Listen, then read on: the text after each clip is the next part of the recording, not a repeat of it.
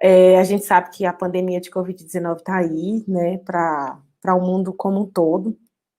e tudo começa no diagnóstico, né? Então, o exame clínico, que normalmente é feito por profissionais da área da saúde, e a partir desse julgamento, a gente passa, então, para a parte laboratorial, e nessa parte laboratorial a gente tem duas formas de detectar, né, a presença do vírus ou o envolvimento de determinado paciente com o vírus. Então, o teste molecular, que é a PCR em tempo real, né, retotranscriptase, ela detecta o material genético do vírus e hoje é considerada como padrão ouro, né, para identificação, para detecção de infecções virais. E o teste imunológico, também chamado de teste rápido, que ele vai detectar ou não a presença de anticorpos nas amostras que são coletadas, e eles são importantes após o 7º dia do início dos sintomas. Então, se a gente pensar numa janela de diagnóstico, a gente trabalha aqui com essa janela para a PCR em tempo real, porque uma vez que a gente quer sequenciar o material genético do vírus, a gente precisa, então, coletar o paciente dentro dessa janela que a gente chama janela de oportunidade para o diagnóstico de RT-PCR. Então, essa janela, ela varia aí entre o 5º dia, antes do início dos sintomas, até o 20º dia, a gente já tem pacientes sendo identificados com 20, 25, 30, alguns até 40 dias depois do início dos sintomas. Então, quando a gente tem uma amostra coletada dentro dessa faixa aqui de janela de oportunidade, sendo que a gente tem um pico aí em torno do 5º dia depois do início dos sintomas, a gente trabalha, então, com a amostra desse indivíduo. Então, uma vez que a amostra foi coletada, ela vai passar por um processo de diagnóstico, onde a amostra contendo o vírus, ela passará por um processo de extração de RNA, que é o material genético do SARS-CoV-2. Esse RNA vai passar por um processo de transcrição reversa e depois de uma PCR, uma reação em tempo real, para análise da presença do vírus. E aí, uma vez positivo, então a gente tem a amostra sendo direcionada para o sequenciamento quando é a necessidade. Então, essa amostra, ela vai conter ali o genoma viral, e o genoma ele é importante porque ele tem algumas informações que vão nos dar condições de identificar como a pandemia, no caso atual, pandemia, mas como o surto ou a epidemia, ou a dispersão do vírus está acontecendo em determinada população. Então, o genoma ele traz informações importantes sobre a estrutura do vírus, porque através do genoma a gente consegue identificar quais são as proteínas que estão sendo expressas pelo vírus, quais são as proteínas de superfície que estão sendo expressas, se existem mutações acumuladas naquela partícula viral, incluindo essas proteínas de superfície. A gente consegue ainda avaliar a taxa de transmissão na população e consegue, então, monitorar a epidemia. Então, a ideia de se fazer o sequenciamento por Minnaio, ela começa com o desenho e a solicitação dos primers, onde a gente utiliza uma plataforma que foi desenvolvida também pela equipe do professor Nick,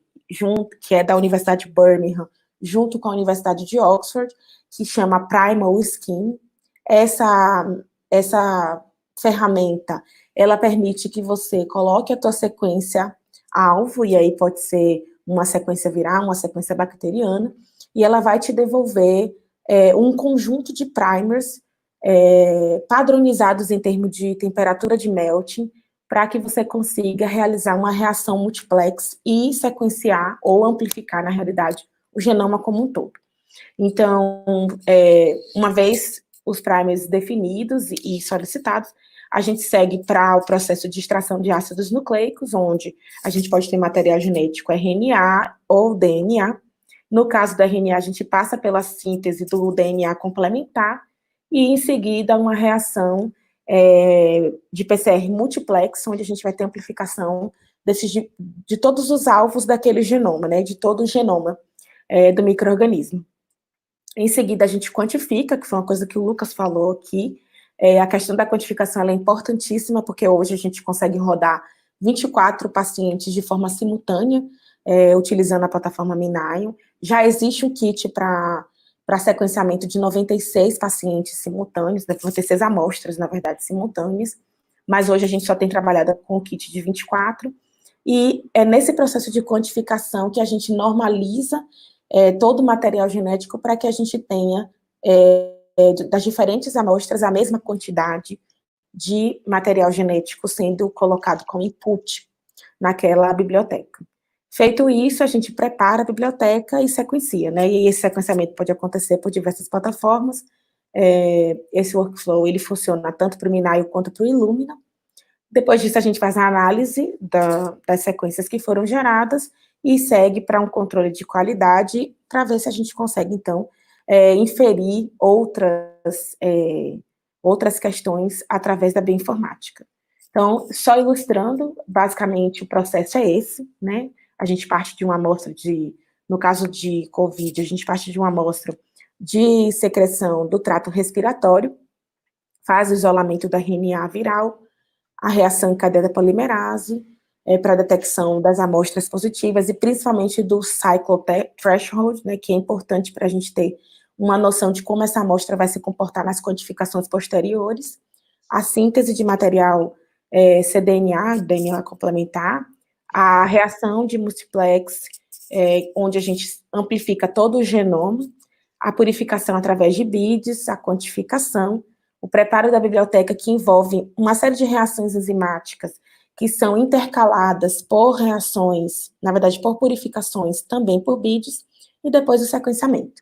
E a partir daí, entra a Rô, fazendo todos os processos de bioinformática que ela sabe. E o Minayo é esse equipamento que vocês estão vendo aqui, ele cabe na palma da mão, ele é menor do que um smartphone. Ele utiliza uma célula de fluxo, né, que é a Flow Cell, é como se fosse o chip dos outros equipamentos. E nessa região aqui, que parece um visor, é onde os poros, eles ficam. Cada Flow Cell, né, a Flow Cell padrão, uma R9.5, ela possui 2.048 poros, e basicamente o poro, ele é uma proteína por onde a sequência amplificada através da ligação de um adaptador, vai se conectar e vai passar pelo poro, e nessa região aqui mais cinza, que é a matriz, passa uma corrente elétrica que vai ser interrompida cada vez que uma base nitrogenada atravessa essa matriz, né, atravessa o poro, interrompendo, então, essa corrente. E ao interromper a corrente, o conjunto dessas interrupções, que são muito características para cada uma das 4 bases, o software, ele consegue identificar a ordem exata das bases, uma vez que cada base, ela interrompe a corrente de um modo específico. Então, esse é o layout que a gente, na verdade, é a interface que a gente trabalha no computador, e aqui é o layout da Flow Cell, né? Então,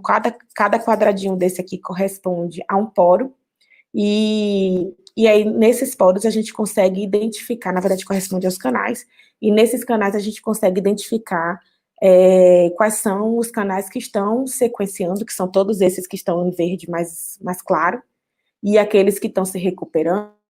e aqueles que estão sequenciando adaptadores. Então, a gente consegue avaliar em tempo real como essa corrida está acontecendo, e além disso, a proporção que os dados vão sendo gerados, a gente já consegue analisar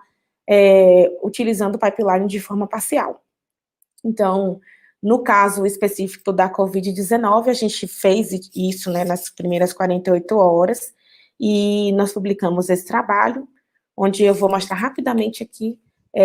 6 pacientes, né, os primeiros 6 pacientes identificados no Brasil foram incluídos nesse trabalho, e o sequenciamento pelo Minayo permite que a gente faça isso, que a gente consiga traçar a epidemia do vírus, né, aqui a gente tem muito limitado, porque só são 6 pacientes, mas a gente conseguiu não só mostrar que houve múltiplas introduções, né, então aqui a gente tem os pacientes 1, 2, 3 e 4 com introduções independentes, e os pacientes 5 e 6 que foram contato do paciente 1 e apresentaram, então, a doença, né, a infecção, cerca de 9 dias depois do primeiro paciente. Então, eu acho que é isso, esse é o fluxo de trabalho, essa é a equipe, né, como vocês podem ver, é uma equipe majoritariamente feminina, a gente tem a Rô aqui, o Lucas, o Gaspar, que estava aí no fã-clube da Rô, e do Lucas, e a doutora Esté Sabino, que é a coordenadora